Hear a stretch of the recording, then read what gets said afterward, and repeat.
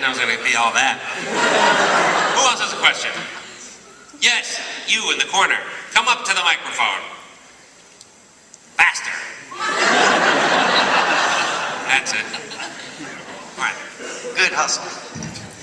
I just want to know, I know you all take your jobs very seriously, but was there any, were there any,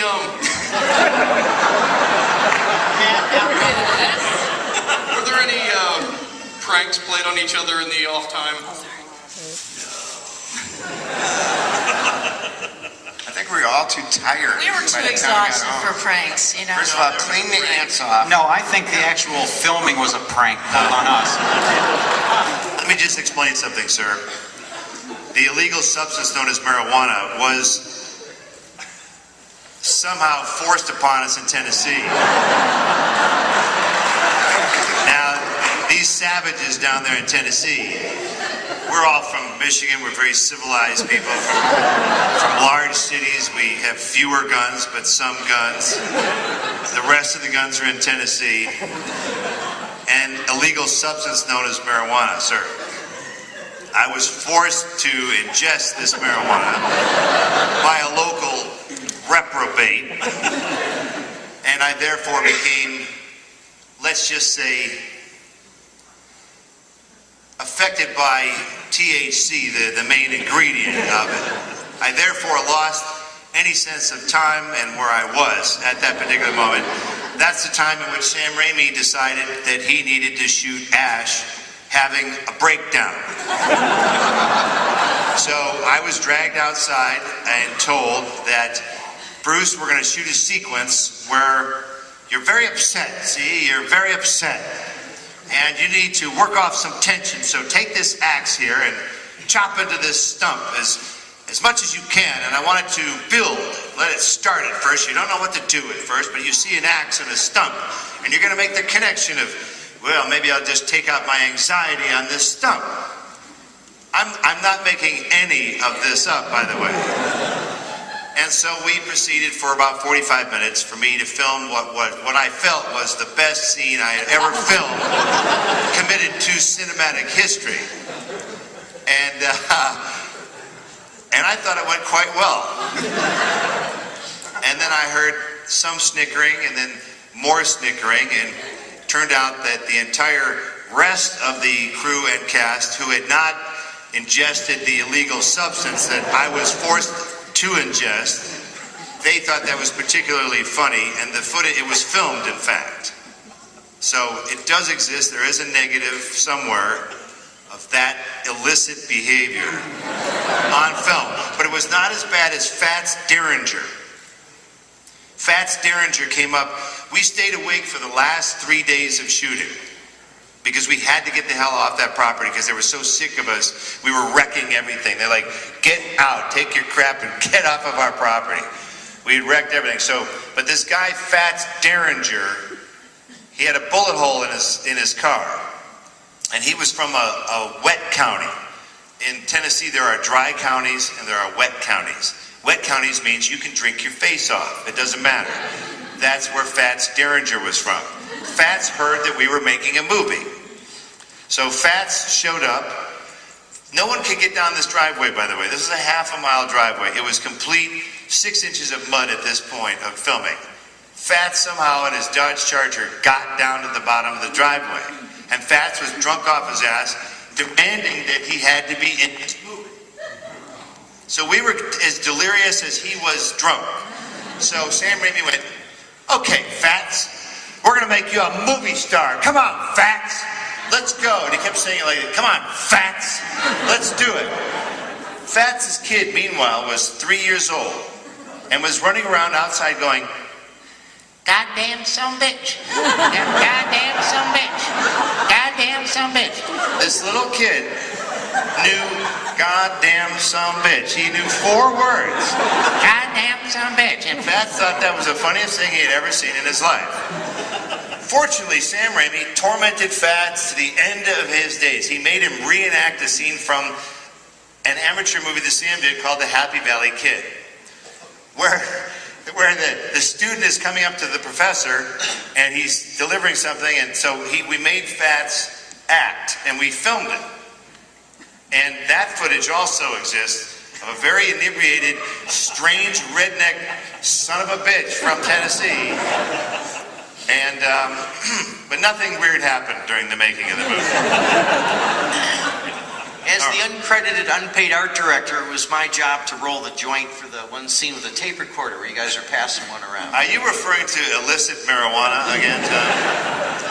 But we I'm very used pencil disappointed. shavings, didn't we? Oh, Tom. Does that answer your question? All right, then. Who else I has a seem question? to remember some white Yes, lightning you being passed miss around. right there in the black T-shirt. Yeah, come on up here. You 50. Yep. What do you got to say? Speak up now. You're speaking to the microphone. Wait a minute, Alicia, shouldn't you have left by now? Okay, all right, go on, I'm sorry. I'm sorry. Actually, this is for Ted. How much did that suit of Henrietta weigh in Evil Dead 2? I don't know. It was I stopped trying to stop thinking about it. It's like you know, if spike's going into your head, you try not to think how long that spike is. You just try to grit your teeth, kind of a thing. But I do know this. They did tests on that suit, and the guys that did it, of course, were K&B Effects. You know, Nicotero, Berger, and Kurtzman. And it was headed, in those days, they really didn't have their own shop. It was headed by Mark Sjostrom. When they put this suit on me, they did a makeup test, which took 8.5 hours to get into. Sam saw it and said, it's not fat enough. Fatten him up more. Now, Mark Sjostrom was unable to bulge the suits. It's an incredibly long process to create one of these things, taking like months. So to offset the fact that it wasn't bulbous enough, he thought it'd be a great idea to put sandbags on inside the suit. If the sandbags swayed, which is like the dumbest freaking idea in the history of dumb ideas, he thought it would look fatter. So I had an option, like I could put on 50 pounds or have sandbags weighing like 30 pounds on me. So that's what they opted to do. So underneath that suit, there was about 30 pounds of sandbags. It's basically like basic trading, you know. Or Ted, I should explain something that you are perhaps not aware of. When we were first talking about when Henrietta, the character who's an older actress, right, when she gets possessed, she was going to become this creature. And Sam went, that suit is going to kill that older actress. I got a younger brother who will do it. He's trying to get into the Screen Actors Guild, which is what got you into the Screen Actors Guild. Yeah, I wasn't saying My brother will do anything to get in there, so let's put him in the suit. He'll be fine. Well, Ted, in between takes, is sitting on a box with a bottle of Gatorade the size of a big gulp, in that and oxygen going into his face. it was about 100 degrees at the set. At least. In the set. Yeah, at least. Right. Because you were on an elevated set. The set was elevated That's right. to the second higher, story. right. Yeah. Heat rises last time I checked. And so there's a take in the movie where Ted is spinning around, tormenting... You, I think. No, you're grabbing the hair of Annie. Annie's hair. Right. And you're going, ha, ha, ha, spinning around. The crew members were getting spattered by sweat as he spun around. Ted was a human sweat machine. The K&B guys, their favorite footage, they filmed all this, is Ted had monster booties that he had to take off at the end of every day. It was a completely sealed-in Yeah, costume. they would take the booties and pour his sweat into a series of cups. And they kept his sweat collection. They did. Like put dates on it. Ted sweat a lot today.